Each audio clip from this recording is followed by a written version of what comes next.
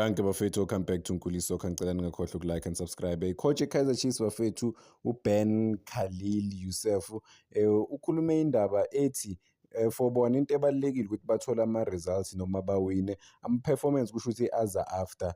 Wathi if siyakhumbula last season iKaizer Chiefs bebaperforma kahle but-ke ama-results bewangabi khona, kusho ukuthi bebakwazi uku-create ama-opportunities but ama-results bebangawatholi.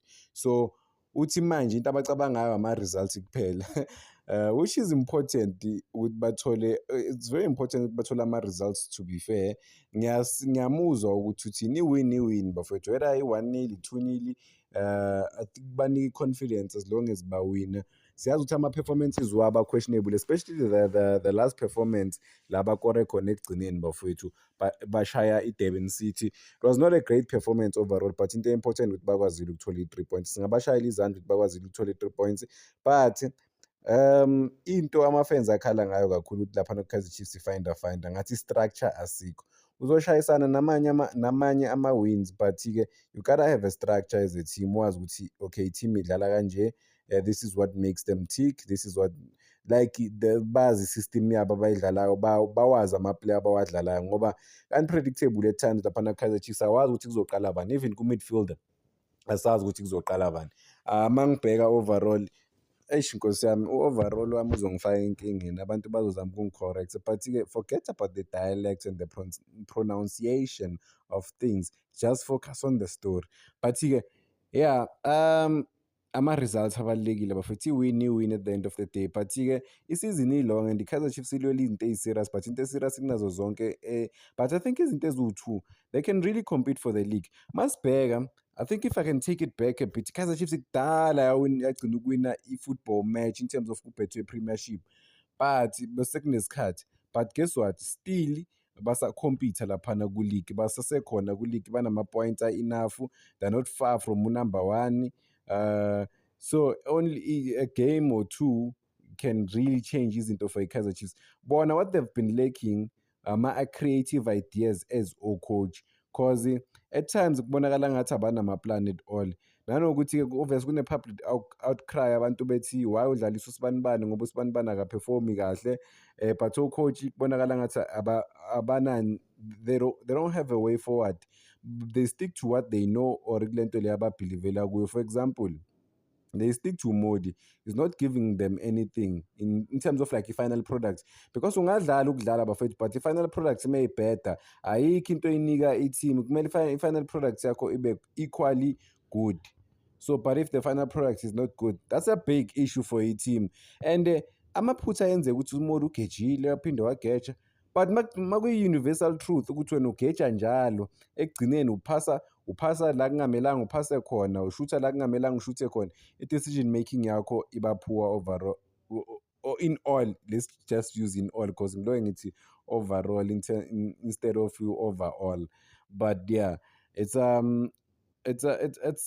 great thing to see Kaizer Chiefs ewinayo ethola ama-results but-ke abantu abaningi babhilivela ukuthi ucoach Mazinho angakwazi ukushape i-Kaizer Chiefs. Ngibone ilo message la check it out, I'll check it. Wathi coach bafike bama-assistant coach but-ke ba-qualified, banayo experience. Iqiniso lithi bafethu uBen i-assistant coach eKaizer Chiefs by the way uYoussef Ben Khalil, lo munye uze as a-translator and as a-second assistant coach, ujoyine after, because I remember this one time ngise what is this, with me ucoach Nabi bengekho no-Ben Youssef. That time ucoach Nabi when he was announced couple of weeks ekhona eSouth Africa benganaye esayidini lakhe bengekho uCedric ujoyine after ukuthi okay uzosiza in terms of uku-assista but into alethwele yona kakhulu mhlawumbe ukutranslate kakhulu, I don't know. Because imisebenzi yakhe bekubonakala ngathi u2 laphana ku-Kaizer Chiefs and uye bekenza lento lokutranslate, bekuyi-second assistant coach not the first assistant coach. Usho ukuthi ucoach we-Kaizer Chiefs manje, ucoach we-Kaizer Chiefs according to i-strength sabo ukuthi ubani obephambili, uBen Khalil Youssef. but-ke maybe ivele abahlanganisa benza into eyi-one ukuthi babe ama-co-coaches, but-ke obviously i-authority ukuthi izophuma kubani nanokuthi ubani ozolalelwa compared to omunye, izinto bona individually okumele bakwazi ukulungisa nokulungisa nokuhlela kahle. Team enkulu efana ne-Kaizer Chiefs idinga u-coach one-experience, one-winning pedigree. Ukuthi uyakhwalifya for into akusho ukuthi into ungayenza kahle, asibeni fair bafowethu, nanokuthi u-qualified ukuba kuleyo position. You are qualified based on amaphepha, but you have never been kuleyo situation leyo ukuthi wena you are leading a team of this magnitude. Ngibafisela inhlanhla, ngifuna benze kahle, but masibheka o-coach ba-confuse bafethu sibeni fair, ama-substitution wabo, like izinto nje ey'ncane, but the most important thing ukuthi bakwazile ukuwina igame. I saw ukuthi beba-super frustrated, bebanganamaqhinga, bese sekunzima, but into ebalulekile ukuthi bakwazile ukuthola ama-results. They have to keep grinding ama-results ukuthi bawathola kahle kabi kanjani, as long as bawathola ama-results laphana as i-Kaizer Chiefs. Iwini 3 points, whether uwina 10 or uwina ngakhi, but angikaze ngabona, cause yabo if like i-Kaizer Chiefs beyi-good or o-coach bekubonakala ukuthi benzani, bekumele mesikhomenta la sisho ukuthi i-Kaizer Chiefs izo-compete for izinto, but ngalabo coach laba si-skeptical, we're not sure ukuthi kuzokwenzakalani i-Kaizer Chiefs, asibe sure asikhulumeni iqiniso, we're not sure. Like i-squad uyasibona ukuthi isi-right singakwazi ukucompete, but masongena individually ubala no-coach lapho asikho sure masibheka i-team overall. Nkosi yami ngamphinda-ke lo overall, but anyway, asikho sure ukuthi izokwazi ukukhompyutha le team, iletha ama-results because of, do they inspire confidence? Do they have that thing to lead? Do they have i-backing yama-player? Because number one, if umele ulide i-team, you have to have i-backing yama-players eteamini. If you don't have i-backing yama-player, I mean, we've seen ama-cracks. I think uCele uhlala ebhentshini, number one, not based on, okay, siyazi ukuthi bekangaperform emagemini, to be fair, bekangaperform, akadeserve vele ukuqala igame, but into emenza ukuthi ahlale ebhentshini, naye becabana nama-coach angithi.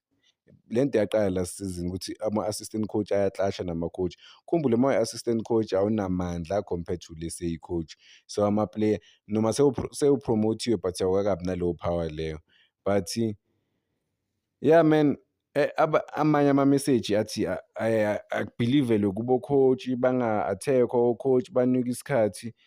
Yazi when you watch football ne, for ngifuna nje ukwenza ibhola, i-example ngebhola, malibukela ibhola, umuntu makalitrap ibhola the way aphasa, first touch yakho uyabona there's something la, awudingi umbukela 3 weeks umuntu, first touch ngaphandle-ke mesathukile kuya-understandeka, but i-first touch, i-decision making, I mean uvele baye bamnika isikhathi esincane, but and bamdlalise ku-position ekungaseyakhe, but ukwazile ukubonisa ukuthi okay there's something here, but-ke bona still basadawutha ukuthi bamdlalise.